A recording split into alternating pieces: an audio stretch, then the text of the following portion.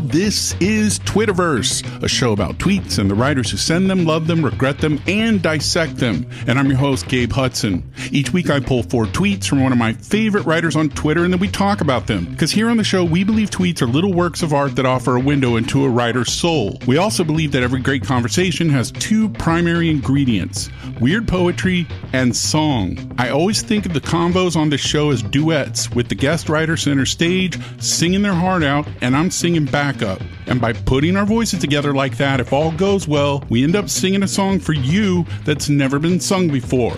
That's right, folks. That's what this podcast is made of. Songs, souls, and weird poetry. Not only are Black people like the future, we think in the future tense. So when so much of your collective identity is tied to a moment of global trauma, as the global slave trade is, and you think about it, what do we think about the future? There is no nostalgia for Black people. You know, that's why you have such a problem casting us in like time travel shows. Right. Where the hell are we going to go? Yeah. I always think of that Toni Morrison quote about like the purpose of racism is to distract you from your work. I mean work largely, like my work in life. Yes. It's not just that, we're not talking job. Right. I mean, my life's work. Like, what are you here on earth to do? Right. Freeing up the mental space to get on with that, as opposed to figuring out what role you need to play all of the time, is just an absolute game changer. One of my real trauma-rama moments from middle school was the fact that the dentist put this palate expander in the night before we were supposed to give speeches for student body president, but the palate expander gave you this terrible kind of lisp.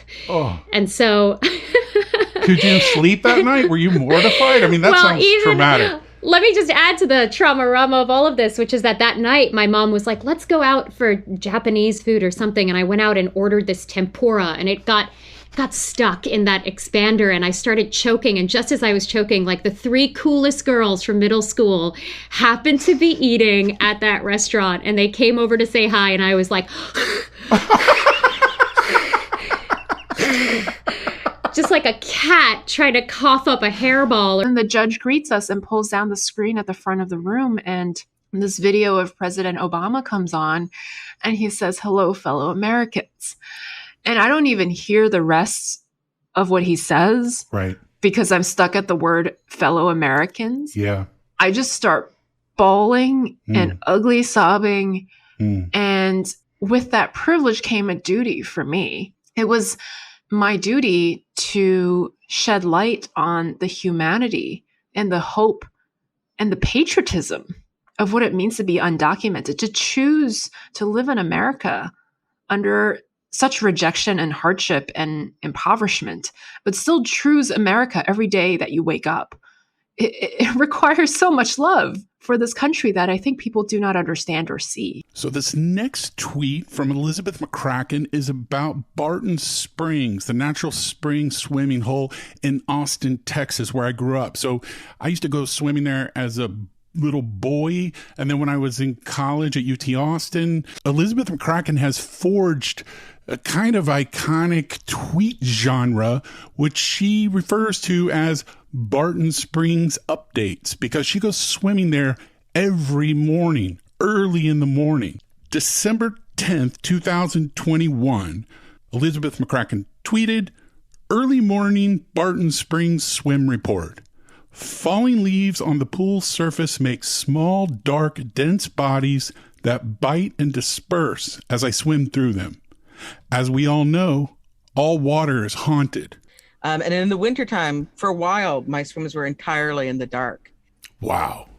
And, I'm by myself. The other really weird thing about Barton Springs at that hour is that sometimes I know that there's somebody else in the pool, and sometimes I just see somebody's bag. It's so big you can't hear somebody swimming. In the dark, you can't, because it's not illuminated. You don't see people till they get closer, which makes it feel very mysterious. When I have students who are like wondering about writing novels, I said, you'll know a novel idea when it comes upon you, because it will be like a character in situations that you're not sure you can get to the bottom of. I feel at Barton Springs like I haven't gotten to the bottom of it yet. So what I'm asking you is, do you understand the price when you would give everything to get it and you get it, and now your life's a dream come true, but still you fake regret it? It was nice because I didn't want to do it in like regular writing, prose writing. And so it was just a space for me to like admit out loud that this dream come true was actually like a pretty difficult time for me.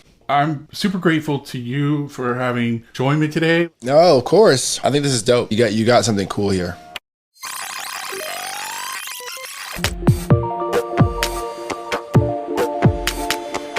Boom. So that was amazing, right?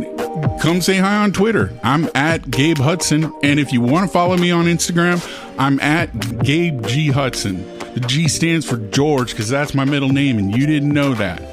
Anyway, keep it real on the timeline. Keep those tweets 100. And I'll see you next week.